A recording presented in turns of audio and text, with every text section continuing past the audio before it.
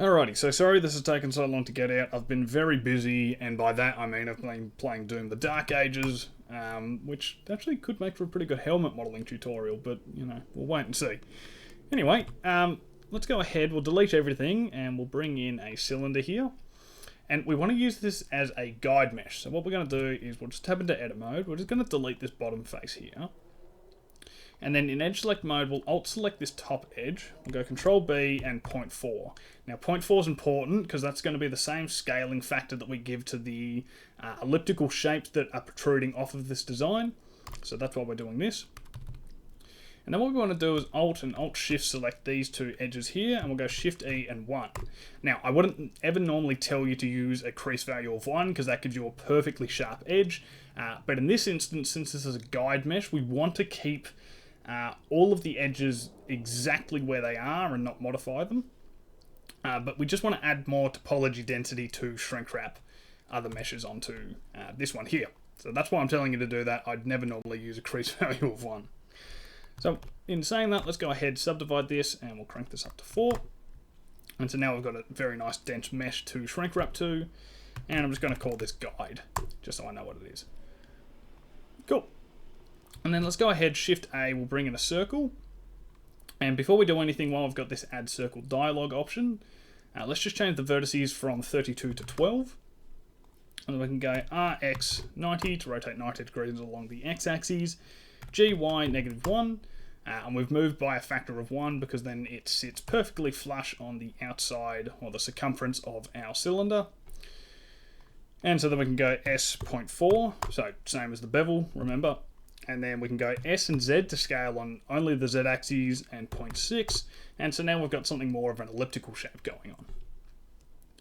Cool, so with this, let's go ahead, let's get a shrink wrap modifier. And we'll set our target to be the guide. And now we've got a little bit of curvature going on for our ellipse here. Cool, so counterintuitive, I'm just going to turn this off for a second. So we've still got the shrink wrap, just want to disable its viewport visibility. Let's tab into edit mode, and we'll go into vertex select mode, and we're just going to extrude, and we're just going to bring this out a bit. And if you're wondering why I'm getting these red faces, it's just telling me that the normal orientation is pointing the wrong way. And if you can't see that yourself, it's just under your viewport overlays, just your face orientation. You can just check that. To fix it, however, we can just press A, Alt N, and flip the normals. And now we've got this going on. So, if you remember on the design, or you've got a version of the reference up at the moment, it sort of starts as this elliptical shape at the back here, and then it goes into a circle. So, circles are easy to make with loop tools, right? We can just bring that up, and we can go circle. But nothing's happened, okay? So, there's an important reason why this hasn't happened. So, if we just tab back into object mode, and we press N to bring up the end panel, our scale's off at the moment. So, according to Blender's calculations, this is a circle based on these scale parameters. Easy way to fix this, and this is like a great thing to check for a lot of your models if things aren't working the way you expect. We can just go Control A and apply the scale, and now everything's at a factor of 1. So if we try that again, Alt select this and use our circle operation, now we actually get a circle, and so we can just go scale that down to sort of get that design that we're looking for. And I'm just looking at a top-down view here. I just don't want something that protrudes out too much. I kind of want to keep something that's relatively flat but got a little bit of depth to it. So just something like that I think looks good. And I'm just completely eyeballing this. I don't have any references anyway. I'm just doing this from memory. I have practiced a handful of times. Cool. So let's put the shrink wrap modifier back on, and we've just ruined everything. Alright, this one's an easy fix as well. If we just go to our data panel here, let's just go ahead and let's add a vertex group. We'll alt select this back row of vertices here. We'll assign. And then if we come to our shrink wrap, we've got a vertex group option here, and we can just use our group. And so now it's only going to shrink wrap those verts at the back there with this vertex group. And if we just enable the on cage, then we can actually properly see our verts being reflected with the shrink wrap modifier. Cool. And so let's just go ahead, F to fill in a big n-gon there. And I'm just going to cut that into quarters as well, because we will want to be doing some mirroring later down the track, so we'll just prepare the mesh for that. And speaking of, so on the design, we sort of have this little design here in a circular array around the base of the cylinder here. But then we also have it going along this angled section at the top and bottom. So we're kind of going to need to do 2 different sets of modelling. And if you know a better way of doing this, please let me know. This is just the way I conjured up and it made most sense to me. So what we'll do to prepare for this, we'll go Alt-Select, and we'll just get this back row of verts here. We'll just go Shift-S, cursor to selected, which actually, it's still at the origin point, so that's all good. And we'll just go origin to geometry, origin to 3D cursor. It's already there, just in case yours is somehow moved, we'll just adjust that position. And what I want to do is we'll go Shift-D, so we'll make a duplicate instance of this shape, and we'll just drag it up a bit. And it's a bit confusing what's going on just because this shrink wrap's still enabled, so I'll just turn that off once again. And we want to position this so it is on an angle. So what we'll do is we'll just select this middlemost edge here. We'll go Shift-S, cursor to selected. And then with this duplicate version selected, we can go Shift-S and selection to cursor. And then we can go RX45 to rotate 45 degrees about the X-axis. And then press negative so that it's a negative rotation. And now that sits nice and flush along our bevel there. And we can re-enable our shrink wrap, and we've got this design going here. So another thing I want to do is, even though we've got the scale correct, right, that 0.4 scaling factor, it's not quite the size I want it to be. It's a little bit too big. So what we're going to do is we're just going S.9, and it's a very indistinguishable amount of scaling. And I'll show you what I mean. So if we just turn this shrink wrap off for a second here, you don't need to do this. But if I bring this down, see how it's just negligibly smaller than the other design that we've got going here? So I've done that scaling because, oops, I did not want to go into material preview mode.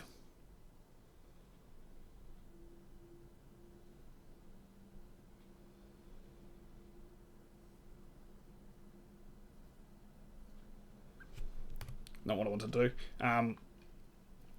We want to scale that down just a little bit, because it just affords us a little bit more of a gap between, you know, this bottom row of edges here and this row of edges on the actual cylinder when we start to incorporate the meshes together.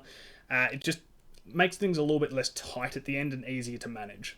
So that's why I've done that scaling factor of 0.9 there. And so we can just hide the cylinder, and let's go ahead. I'm just going to apply the shrink wrap on both of these. We'll probably bring it back as we work, but just for the time being, let's commit that to the actual topology.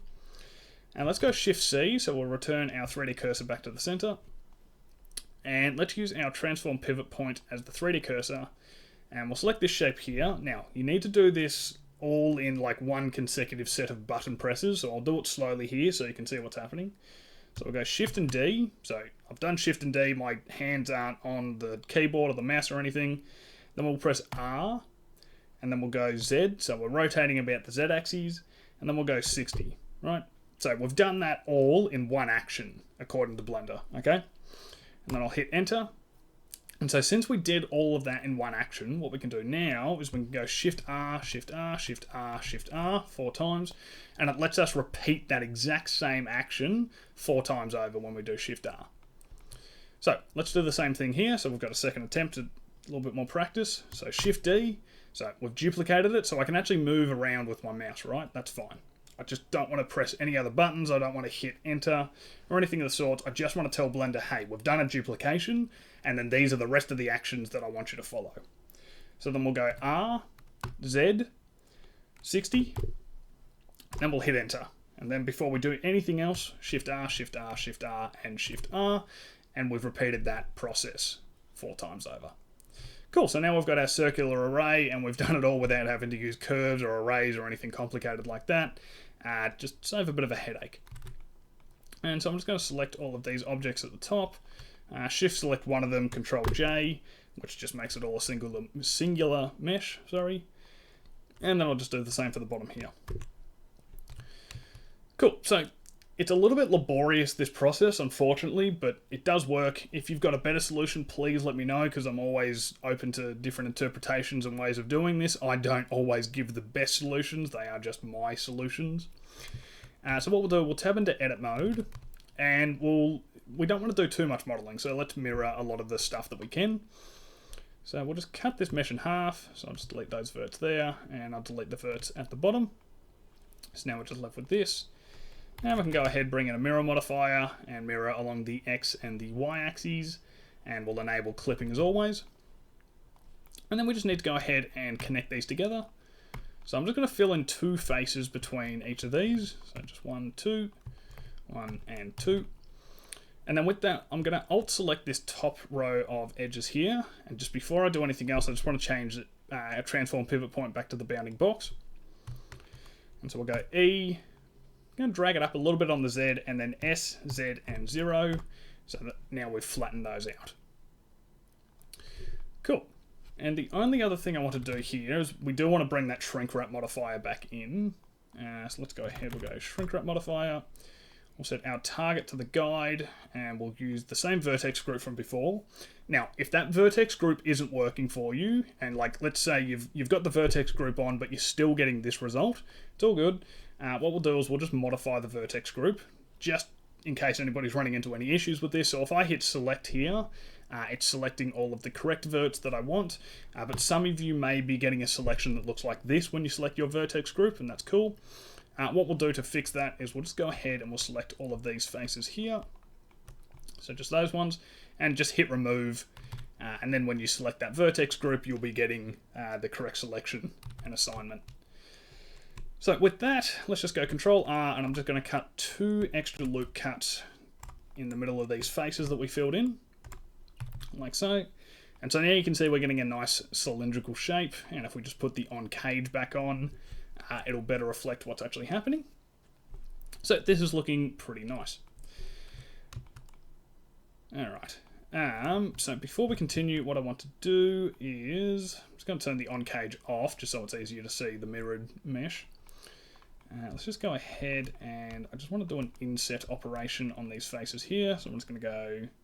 Oh, no, actually, sorry. Before we keep going, because I ran into this issue in my last recording, and I don't know why it happened.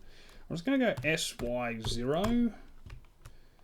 And then for this one here, I'm going to go normal. I'm going to go SZ0. I'm just going to flatten these out, because I got to the end of my last recording, and it didn't work, because all of these faces had somehow skewed. I don't know what happened, but it didn't work. And then, yeah, sorry, we can do this inset. So I'm just going to select all these faces.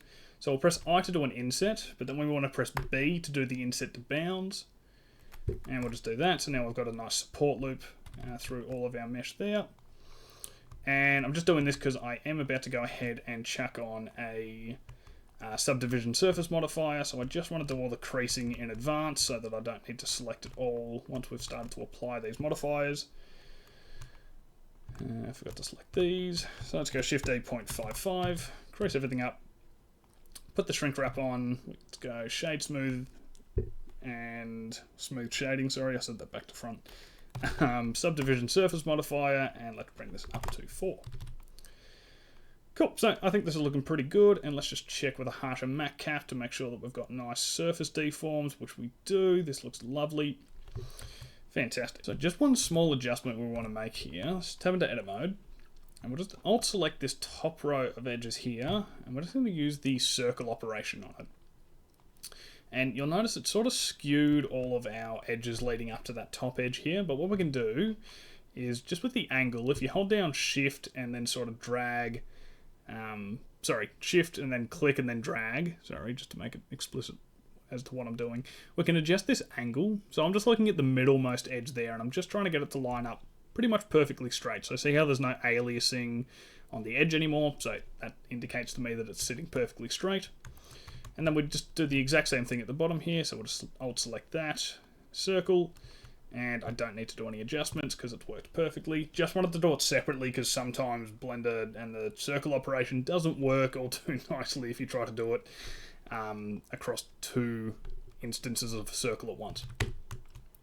So now that we've got that, let's just go back into object mode. We'll go Shift D, and let's just drag this up an arbitrary amount on the Z axis. And what I want you to do here, so we'll just go to our snapping. Sorry, I've already got it because I just had a failed attempt at this and had to come back and do it again. But pretty much your snapping will be set to closest and increment. I just want you to change the snap base to active and vertex. And then with our duplicated instance here, let's tab into edit mode. We'll press A to select everything. go into vertex select mode, and then if you hold down shift and deselect a vertice, and then reselect it, that's now become our active element.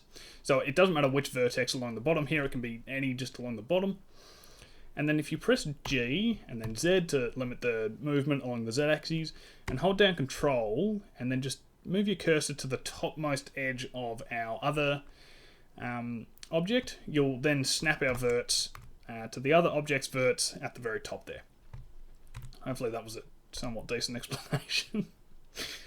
And then just make sure the object, the origin point is at the center of the object, my bad. So we'll just go origin to geometry, or if you don't have it bound to your quick favorites like that, we can just go object, set origin, and origin to geometry, which will put it in the center. Then we can just go R, Z, and 30 degrees. And then we can just go ahead and join these together. Cool, so it looks good, but this is not a singular coherent mesh at the moment. And if we tap into edit mode, it's a bit of a disaster because none of these verts actually align with each other, and joining it would be a bit of a nightmare because there'd be a whole lot of skewing, right? But there's a little bit of a silver lining here. So if we just take this edge here as an example, right? So we've got a vertex here, and another vertex here, right? We've also got a vertex directly in the middle of those. And that's actually occurring on every other single instance here. So the amazing thing about that is that that just tells me that all we need to do is just subdivide this entire mesh, and then we'll have the extra topology we need to join these together. So I'm just going to change the subdivision here from 4 to 1. And yes, this is going to increase the density of our mesh, right? But whenever you've got a high poly or say a mid poly mesh or something of the sorts, just because it is higher poly doesn't mean it's the end of the world. You can always go ahead and optimize meshes later down the track, right? So yes, this will give us a high poly mesh, but if you want to do this and use this in a game or something of the sorts, you know, you're always free to retopologize, decimate, optimize, and make it a lower poly mesh. So Control A, apply that, and notice now all of that lines up perfectly, or mostly perfectly. You'll notice probably that not all of these merge, but we'll just select that middle row. We'll go ahead and merge by distance. So it's removed 60 vertices there. I don't know if that's the correct amount, but we'll be able to tell. So we'll just get a subdivision surface modifier, bring that up. Okay, no, and that has actually merged them all properly. If you're getting any pinching artifacts here, like let's just say for some reason some of the vertices didn't perfectly overlap, easy fix, just do your by distance, and you can just slightly increase this merge distance a bit. Don't do it too large because then obviously something like this will be happening. But yeah, if it's not picking up on all of them, just increase that merge distance a little bit, and it should get them. And so even with this, we can actually do, you know, some very minor optimizations. So like personally, I don't really think this model would need all of these edge loops here. Like even though that I'm not using this for a game or anything, I just don't think we need them. So we can just go through and quickly nab all of these. So just Control X. And then the faces here, like they've got a lot of topology on them, which isn't necessary. But an easy way to do that, just using our vertex groups that we assigned earlier, we can select everything, Control I, so we can just select all those faces, we can just delete them, and then we can easily reselect all of them, so let's just select one of these loops here, so we'll go Shift G, and let's go amount of faces around the angle, or the edge, sorry, we can just deselect the tops and bottom caps, and then we can just press F, fill all those in, and then press I to get our inset boundary, our support loop. I don't know why I said inset boundary, that's the wrong thing. And just Shift E -1 to clean those up, so now I've got those nicely supported and creased again. And now we've pretty much got everything we need to be able to replicate and repeat this design as many times as we want. So, you know, we can just select this much, Shift D, we can push it up, we can rotate Z 30 degrees, use our snapping trick again, GZ, and snap it there, and then just, you know, merge by distance. And we've got our design coming along quite nicely, but it's not done, right? We've still got one more part to do. I have not neglected that we still need to finish off the tops and bottoms of this design. So we've still got to do this, right?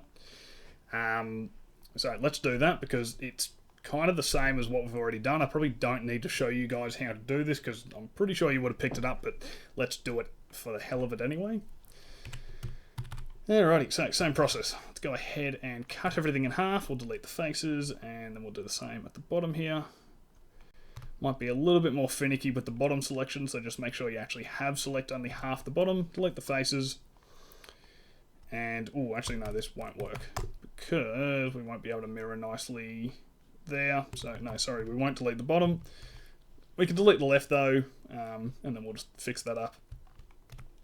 So same thing, we'll just fill in, yeah, we'll just do that. I know this one ends up being like just ever so slightly different. Because I think we need to fill in that bottom one as well. Let me just go through, so I'll fill that and that. So if I alt select this, we get 10 verts there. And then we get 12 verts at the bottom, so no, I don't think... Oh, wait, no, hang on, that's because I didn't do that. And then we get 10 verts there. Okay, so I know this looks inconsistent, right? Because we've got, you know, the 3 faces here, but I'm pretty sure we filled in... Sorry, 4 faces. I think we filled the same amount on the other ones. But the best way to check if you think it's wrong, just alt-select the topmost amount of edges, and that will tell you, so I can see 10 verts here. And 10 verts here. And if you can't see these stats, sorry, I completely forgot about that as well. Just right click down on the footer here, or the status bar. If it looks like this, that's fine. Just right click and get your scene statistics. I find this so helpful to work with. So we'll just get that going for us instead. Cool. And then it's much of the same process throughout here. But what we'll do, let's just bring our guide mesh back in. And what I want to do... Actually, let's bring these circles back in. Because we're going to need a circle of 60 verts. Okay? So I'm actually just going to Shift D. I'm just going to duplicate that circle there. P, separate by selection. We can just hide that design. And let's just go origin to geometry. And what I'm going to do is I'm just going to scale this so that it fits the same size as our cylinder. So if I just bring this down, I'm just going to GZ, I'm just going to snap it here. So it's shrunk a little bit compared to the actual cylinder, but I'm going to say that that's okay. Shift D, so I'm just making a duplicate instance, GZ, snap it up to the top.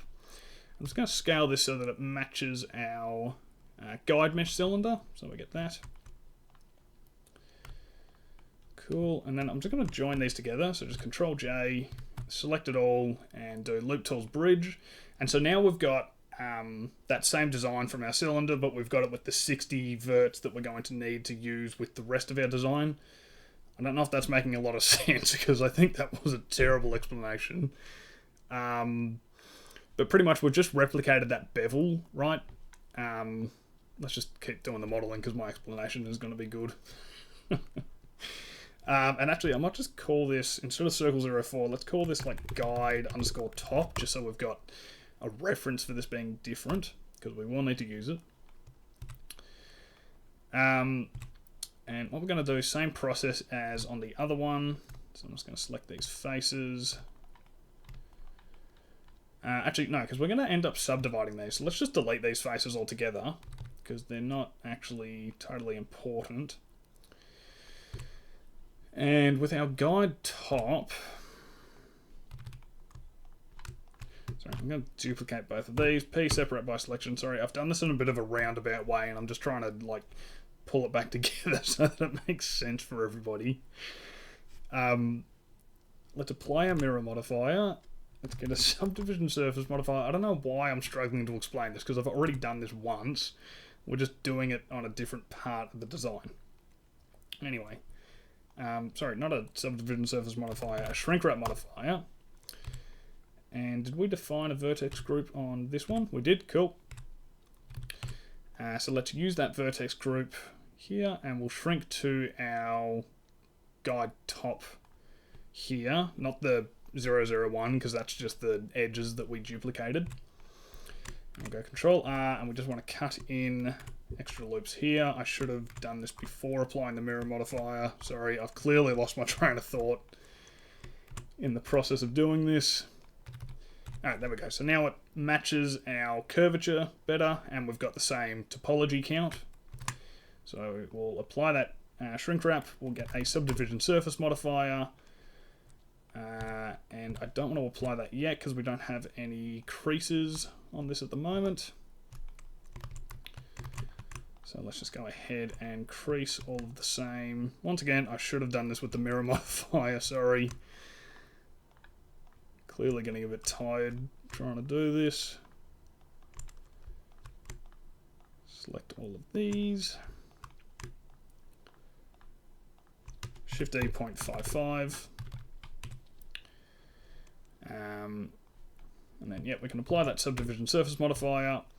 And then let's select the guide top 001. We can join these together. And then we can just do a bridge operation to connect these together. And we can just adjust the twist so that it's nice and straight. Do the same down here, bridge. I'm just going to, no, I'm not going to reverse that one. We can adjust the flipped normals. No, it's all good. So we can do that as well. And I'm not loving the distribution here, but we can definitely fix that up. So let's just go smooth shading first and foremost. Actually, yeah, there's going to be a little bit more work that we need to do, but it's all good. So let's just go ahead, let's select this vertex group. Okay, and the vertex group's kind of bled up into here, so I'm just going to go Control minus just to deselect one set, Shift H. And then this might be a little bit manual, but I'm just going to go through and Alt Shift select all of these edges through here, just because they're kind of clumped up a little bit. I think I had a different method of doing this when I did it, but I've clearly forgotten whatever the hell it was I did. Which is great. I might not space, I might do a relax operation. I might do that like 3 times. And I think that looks a little bit better. And then I just want to do one more shrink wrap, because I've kind of distorted this a bit, and we can see that much better if we get the harsher matte cap here. It just kind of looks a little bit wavy, and we want to avoid that. So let's just select this vertex group. Actually, sorry, let's select one of these holes here, and we'll go amount of adjacent faces, Control plus, and then we'll just remove. So now if we select it, it's not bleeding up onto our circular part, which is what we want. Let's get a shrink wrap modifier, and we'll use our group shrink wrap to the guide top, or guider top. I don't know why I called it guider. It's not what I meant to do. And we'll put it above the subdivision surface modifier.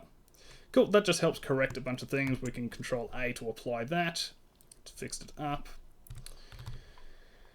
And then similar as before, sorry, I know I've kind of dragged this out a little bit, but hopefully you're happy with the results we're getting. And as I said, if anybody knows a quicker way, please tell me, because this was just the way I figured worked best. And Shift G, amount of faces around the edge. F to fill those in, I to do an inset.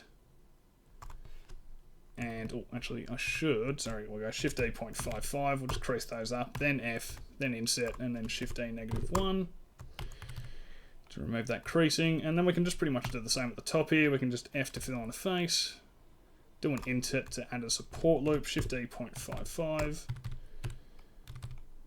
Crease that up. I might actually just do one more inset here just so we don't have as such a big of an n-gon. And now we've got the top and bottom caps for our design. So I can actually delete this guide cylinder mesh because we don't need it anymore. And then pretty much using the exact same logic as from earlier, what we can do, I'm actually just going to select the bottom row of verts here, Shift S, cursor to selected, origin to 3D cursor, sorry. And then, since our 3D cursor is at the bottom, we can just go G, Z, hold down Control, and we can snap that to some of the top verts here. And then that's going to let us join these meshes together.